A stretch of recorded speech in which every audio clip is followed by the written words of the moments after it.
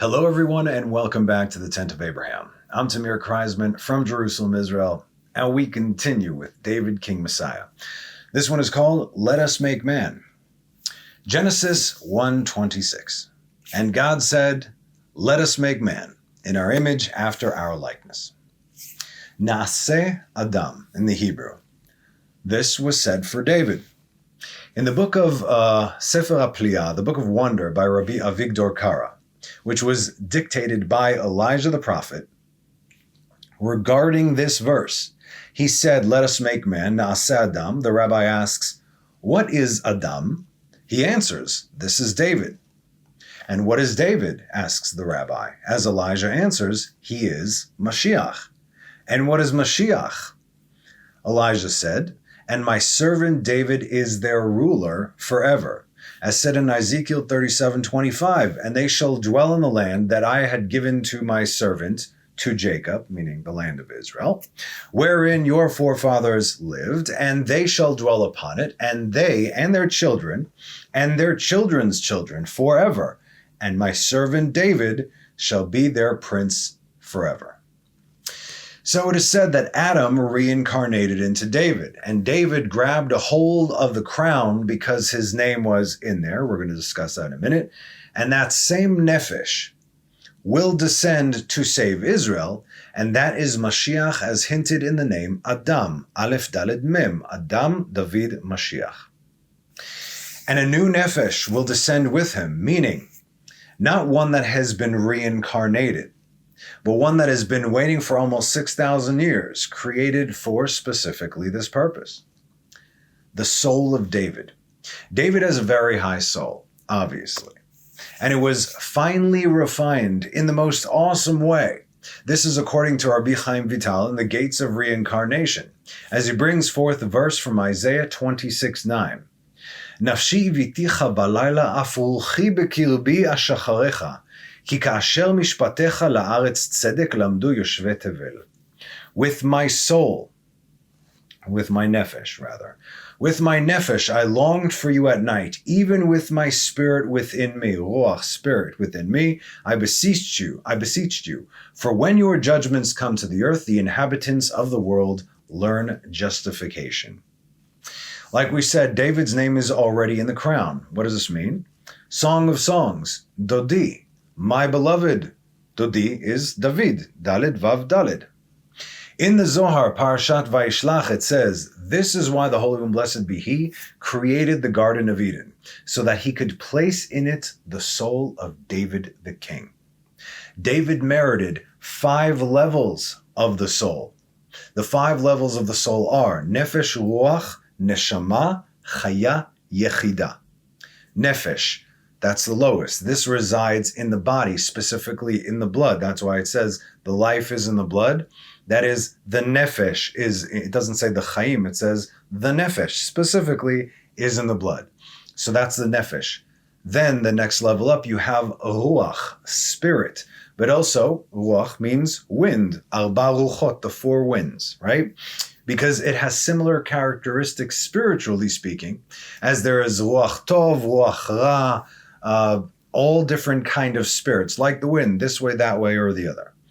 Then you have neshama.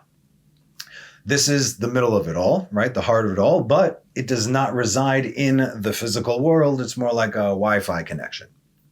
Chaya, because it only says specifically that the nefesh, which is the lowest part of the neshama, resides in the guf, in the body, in the blood. So then we have the neshama, like we said. Afterwards, we have chaya, from the word chai, life, and that is connected to life itself, i.e. all of creation. And then the highest one, that is yechida. If you've joined us for our past series, you will understand. This is that singularity, that unity. This is the connection to the Creator, all as one. This is that unity. And David merited not only to receive these 5 levels, but to do so completely. All of them. He didn't touch here and there, but fulfilled them. So you understand what kind of deal this is. Today, since we are the last generation, we receive fractions of sparks of the lowest form of the soul, the nefesh, in order to rectify whatever is left. All the big tikkunim have been done. The major things have been done. Now the major tikkun is all the sparks all over the world, kind of to gather them together. These sparks must be rectified. That is to rectify the actual neshama. Remember, the neshama is all these 5 levels. We call it the neshama, but it is broken down into these levels. And when you read the Hebrew in the Tanakh, it makes a difference which one they actually refer to. In the English, everything is soul this and soul that, but that's not what that means. And you lose the crux of the issue.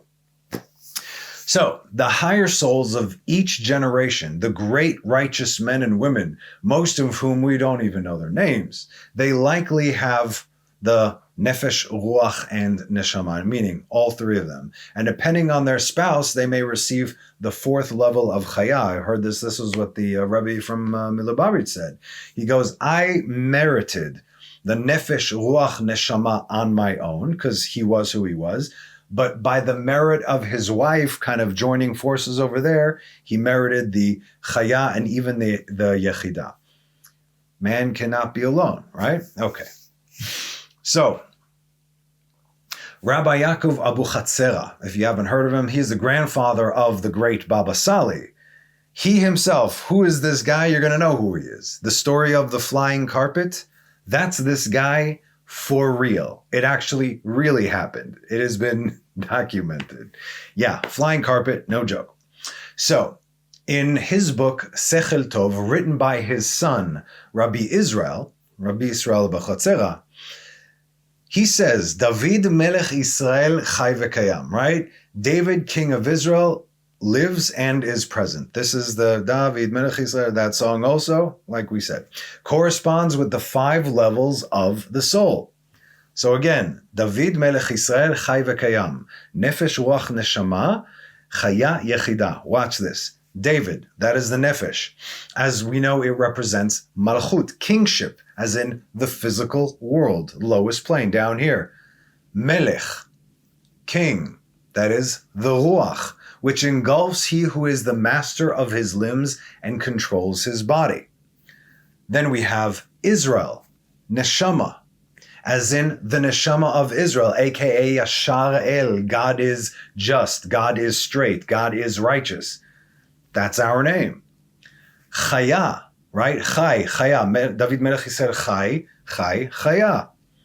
Word for word. And then Vekayam, exists. This is the present. This is the Yechidah, as in omnipresent, always is.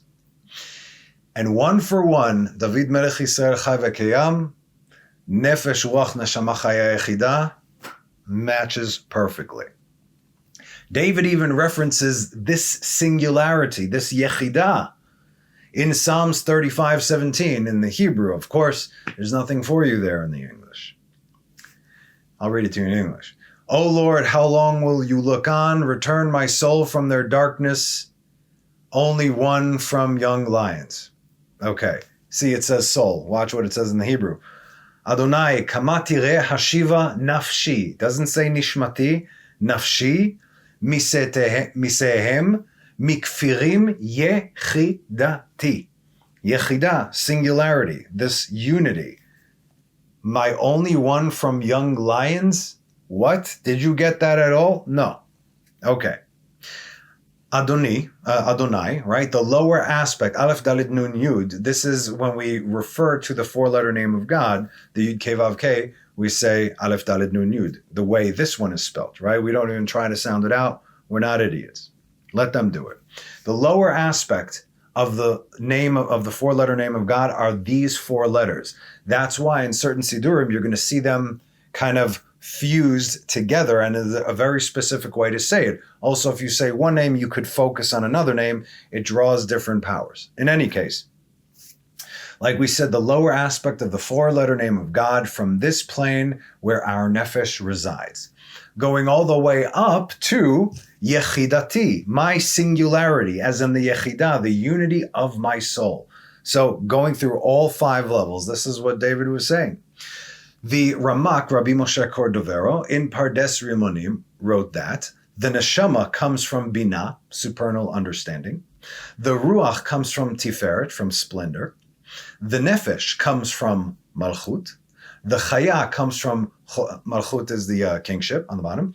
The Chaya comes from Chokhmah, supernal wisdom, and the Yechidah comes from Keter, crown.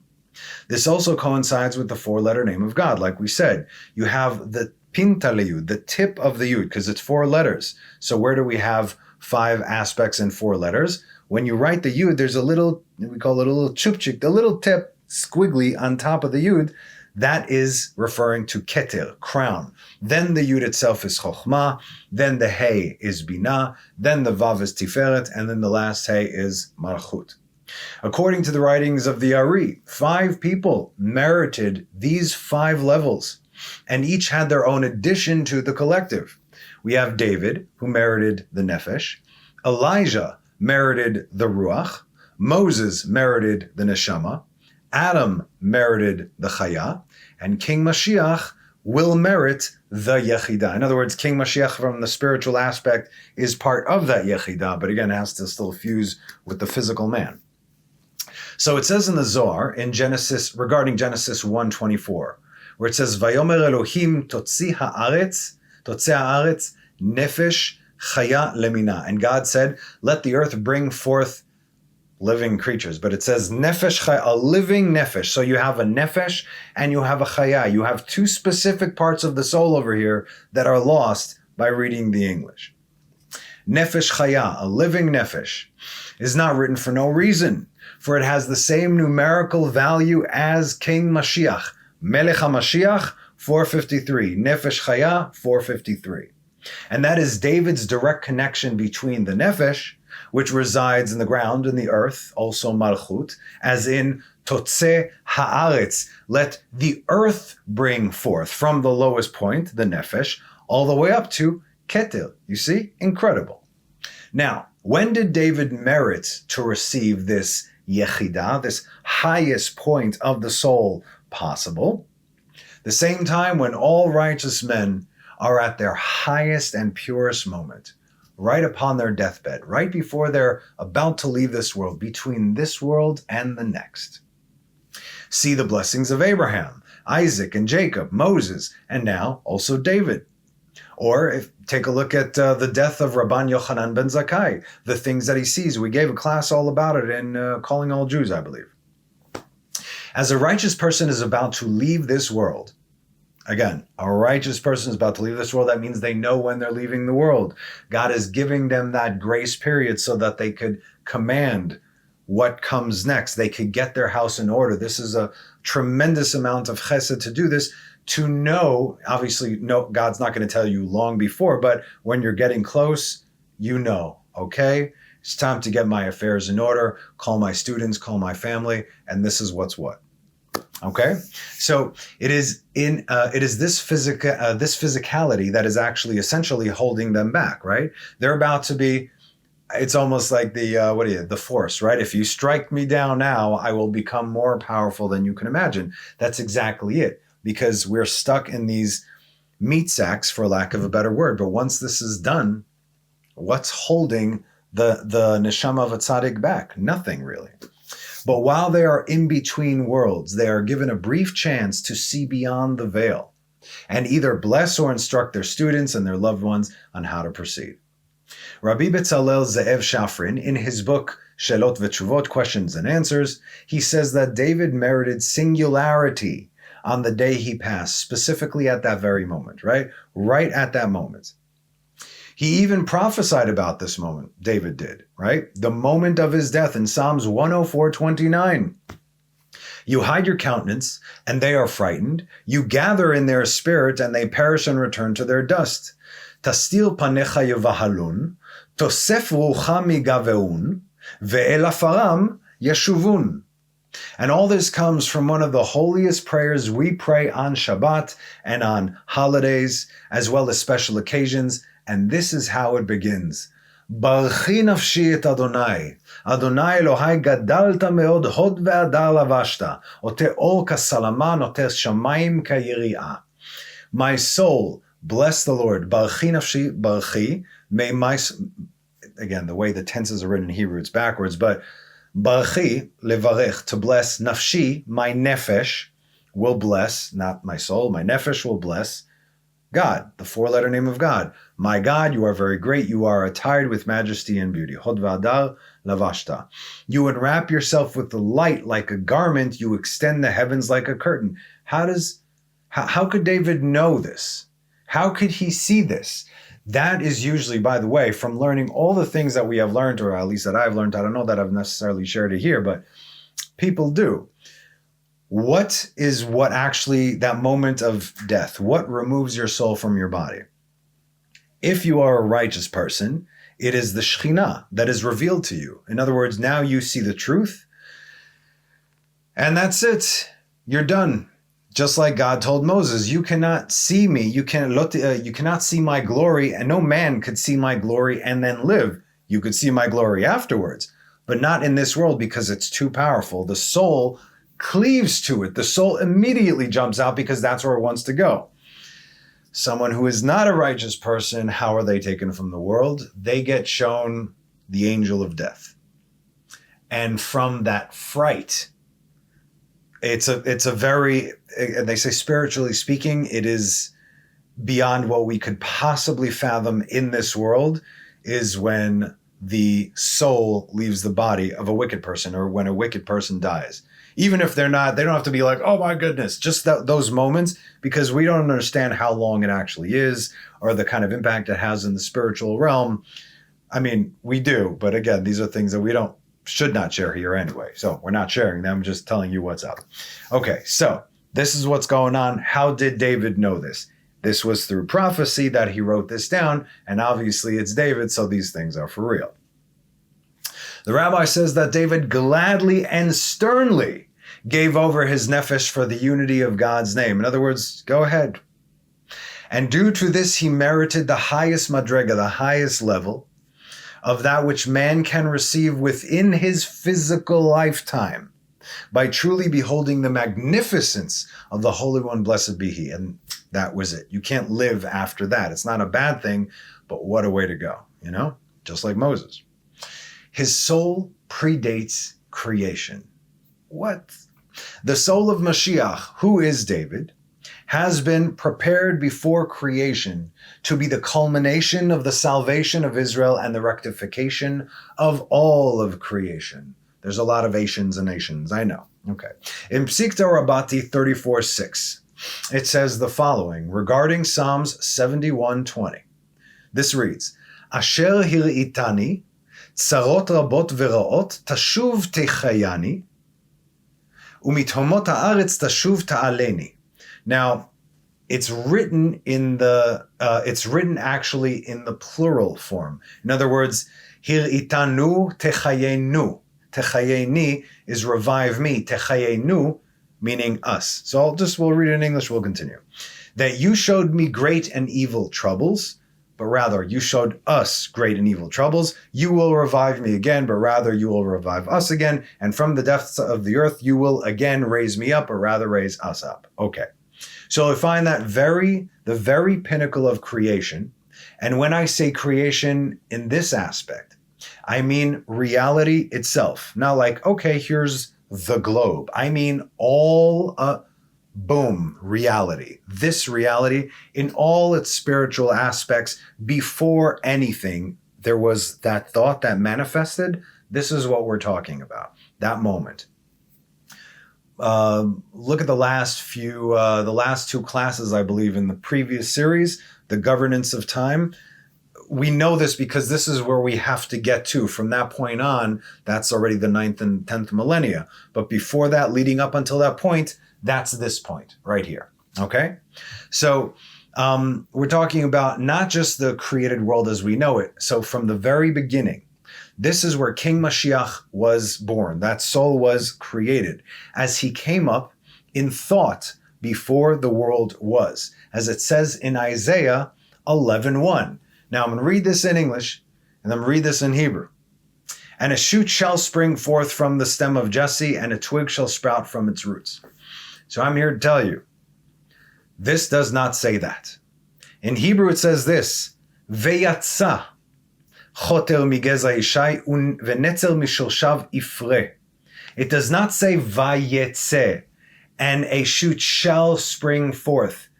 Everybody everywhere. And again, I'm getting my Hebrew from an Orthodox source just because it's easy to copy and paste the Hebrew with the English. But this is not what it says. Poorly translated, it says veyatsa, the past tense, meaning, and a shoot from Jesse has already sprung forth. This happened. All this has already happened. Nothing new, like we said, is coming to the world. Not yet. Now remember, God always supplies the antidote before the blow, the answer, tshuva, before the question, she'elah, and the comforter before the calamity. Makes sense. From where do we know that the enslavement of Israel to the nations is mentioned in creation as well as the Redeemer, King Mashiach? Because it is written in the first two verses in the Torah, Genesis 1, 1-2. Bereshit bara Elohim et hashamayim ve'et haaretz, והארץ הייתה תוהו ובוהו וחושך על פני תהום ורוח אלוהים מרחפת על פני המים. What? English. At first, God created the heavens and the earth. Now the earth was astonishingly empty. Again, not a good translation. And darkness was on the face of the deep. And the Spirit of God was hovering over the face of the water. Nagid. So, yes, if you are just joining us for the first time, I said the first words of the Torah correctly. It is at first God created the heavens and the earth. Okay? It's always translated for some reason as in the beginning, but you should know that all the translations, Jewish or knockoffs, they are all wrong. I don't know why they do this. Is it for convenience sake? But this matters. If something is first or beginning, yeah, it's a meaning that's the same. No, Rishon comes from Rosh, head, also. Beginning, which means Bahatchala, and first, which means Reshit, are two different meanings. And they coincide with so many different references throughout the entire Tanakh, as well as in extra-biblical texts. So, if you keep the current mistranslation of the very first word in the Bible, this is how everybody starts, whether you're a Jew or not, but you start reading the Bible with in the beginning, and that's wrong. You have to ask yourself right now, what else do they have wrong? Okay, I'm not even talking about this, forget about that. I just see like, no, that does not say that at all. Forget about translation, that's just not written there. But like I said, let them do them. V'haaretz haita tohu vavohu v'choshech al pnei tehom. Okay, so now we're continuing. And the land was astonishingly void, and darkness was on the face of the deep. Tohu, tovavo, right? To, emptiness. This is the kingdom of Babylon. Like we said, how do we know? The trials of Israel and what is going to happen is written right there in the first two verses. Emptiness, to, the kingdom of Babylon, as said in Jeremiah 4:23. Ra'iti et haaretz, vehine tohu vavohu, ve'el hashamayim ve'en oram. Let's see what it says over here in English. I saw the earth, and behold, it was void and unformed, and the heavens, and they had no light. So Jeremiah was talking about the Babylonians coming, called Tohu Vavohu, and those are the exact words that God used in the creation of all things. Jeremiah prophesied and witnessed the destruction of the first temple by the Babylonians, right? And now we have Tohu Vavohu, vohu, right? That's the next one. Vavohu, void. This is the Medo-Persia Empire, whose decrees kept on renewing to kill, destroy, and wipe out Israel. Like we read in the book of Esther 3:13. ונשלח ספרים ביד ארצים אל כל מדינות המלך להשמיד, להרוג ולאבד את כל היהודים. And the letters shall be sent by the hand of the couriers to all the king's provinces to destroy, kill, and cause to perish all the Jews, both young and old, little children and women, one day. Everything. This is nothing new. What's everybody getting excited for today? This is how it is. This is how it was. This is how it is. And this is also by design. So that's the vohu, tohu vavohu. Now we have v'choshech. And darkness. This is Greece. Shehichshichu einehem shel Israel, which darkened the eyes of Israel with their decrees, right? What were the decrees of the Greeks, which is the modern world back then and today, right? That's the new modernized world, the Greeks, Greek culture. That is what the Western world is today. What did they want to do with Israel back then? They didn't necessarily want to kill all of Israel, but they wanted to remove from Israel these three things. If you cancel these three things, the three things that make the world actually turn and keep us in covenant with God in this world and for eternity, those are the things they wanted to remove. That also sets us apart from the world. They are the blessing of the new moon, the first command that God gave Israel as a nation in the land of Egypt, as said in Exodus 12:2. This month shall be for you. What does it say? The head of the months. Why does it not say the beginning of the months? Let's read the Hebrew. HaChodesh hazeh lachem rosh, reshit, rishon, bereshit. See? Rosh Chodashim. All these things make a difference. Even how the Bible starts. It's a big whoop. Rishon hu lachem lechodshei hashana. God told Israel, you are now on a completely different calendar than the rest of the world. Let them do whatever they're going to do. But you, this is for you. This is Rosh, Reshit.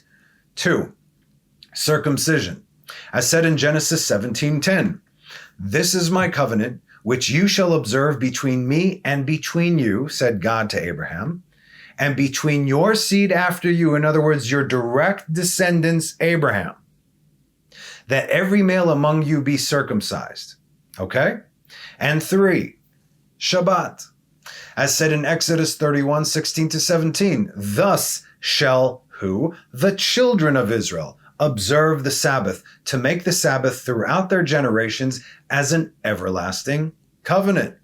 Between who? Between me and between the children of Israel. It is forever a sign that in 6 days the Lord created the heavens and the earth, and on the seventh day he ceased and rested. This is a sign specifically, again, between God and between Israel. This is what Greek culture, today too, seeks to remove.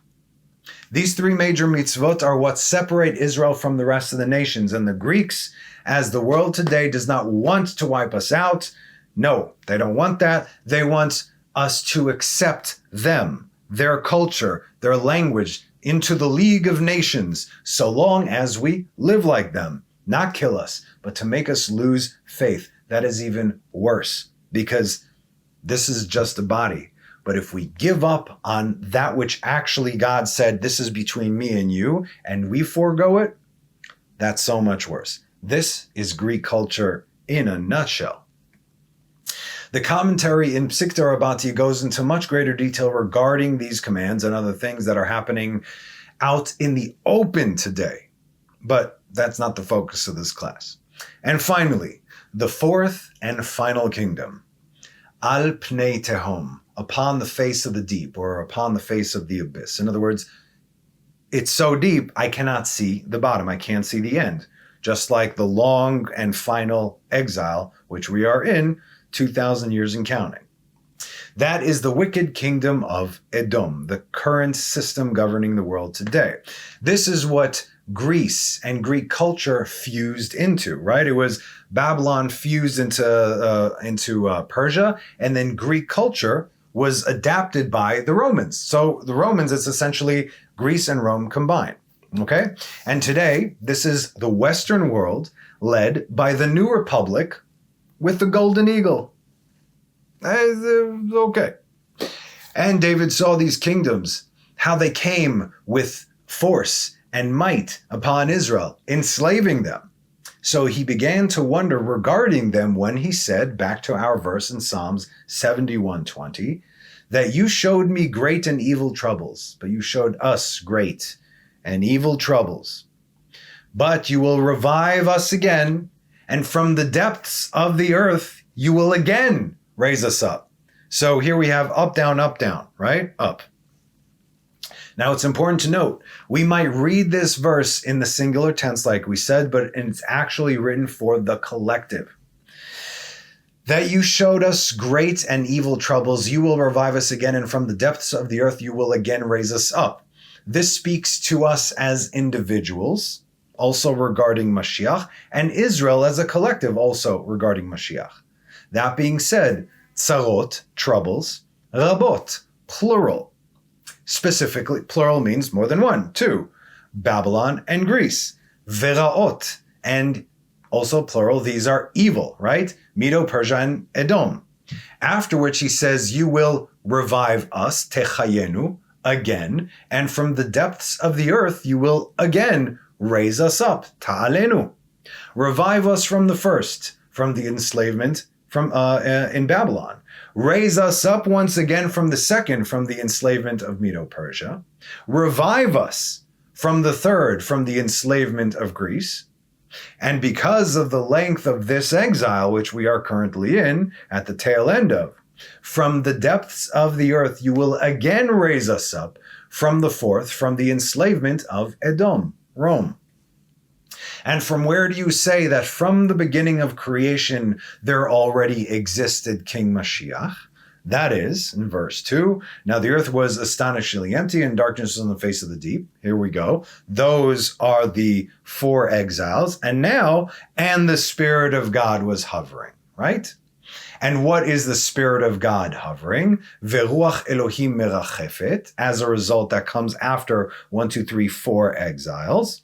That is King Mashiach, as said in Isaiah 11:2. Venacha alav ruach Hashem, and the Spirit of the Lord shall rest upon him, right? Veyatza chotel megezeh Ishai. The shoot has already come forth. In other words, spiritually speaking, this already exists. So it's not a new soul coming to the world. This is specifically the Ruach that came from the beginning, as written in Genesis 1 and 2. So, and the Spirit of the Lord shall rest upon him. So this clearly, obviously, speaks of King Mashiach. But what it also shows us is that this individual is not born with the Spirit of the Lord, right? It has to connect, because he does not even know who he is until the Spirit comes upon him. That's what it is. Mashiach is a regular dude, specifically from the lineage of David, from the tribe of Judah, by blood, according to the Father. And then when it is that time, assuming he is ready, and the generation are ready, because if everything is not perfectly aligned, it's not happening. Then the next generation comes and goes, right? This is how it's been. So this verse in the simple text right here gives you 2 different entities, one physical and one spiritual. And when will this take place? When Mashiach will be revealed. So you need a physical person when that time is right, and the Spirit of the Lord shall rest upon him. Would you like to know when the Spirit will be revealed? I would certainly like to know when this would take place. Only when, the answer is in the simple text, only when the Spirit of God is hovering. Where? Over the face of the water. What does that look like in our day? As said in Lamentations 2:19, arise, cry out in the night, at the beginning of the watches, lerosh hashmoret. Again, Rosh, Rishon, Bereshit. Pour out your heart like water before the presence of the Lord. There it is. Lift up your hands to him and pray for the lives of your infants who faint because of hunger at the end of every street. It's, once you see this, you can't unsee it. It's like the answers are all right there. And so guess where we're at? If it has come to this, for us to pour our hearts out like water, to recognize God, then it will be so. That's it. You want it? This is what we have to do. Because God does not send his Redeemer unless Israel, as a collective, asks for the Redeemer. It doesn't come otherwise. And so because we're so distracted with, oh, what a great deal he pulled, or, oh, what a great agreement he pulled, or what a fast one he pulled, we're doing great. No, we're not. Goodness. All these things have to take place in order for Israel as a collective to come forth and say, we don't trust in this dude or that dude or any of the dudes. We want you. Right? And when do we see this happening? It's a formula. Exodus 2, at the end of Exodus 2, at the end of the chapter, right before God calls Moses, who is the first Redeemer. What happens? Now it came to pass in those many days that the king of Egypt died, And the children of Israel sighed from labor, and they cried out, and their cry ascended to God from the labor. In other words, until we're going to do this, it's not going to happen. So God is going to make it so that all of Israel forget about anything in this plain and raise our hands and cry out to God and say, please, we need help right now. God heard their cry, and God remembered his covenant with Abraham, Isaac, and Jacob. It's not like God forgets, right? And God saw that I see you, and God knew. And then chapter 3, verse 1, and Moses was shepherding his father-in-law's sheep. Here comes the Redeemer, like clockwork. We still don't get it, though. So again, hopefully it will not come to it that we have no one to turn to out of desperation for the lives of our children who are dying of starvation, as it said, not only for food, but rather Torah, food for the soul. There are plenty of corpses walking around, Jewish corpses walking around here today. They don't know who they are. They have zero Torah in their lives. What's next on the trend with things like this and God knows what else?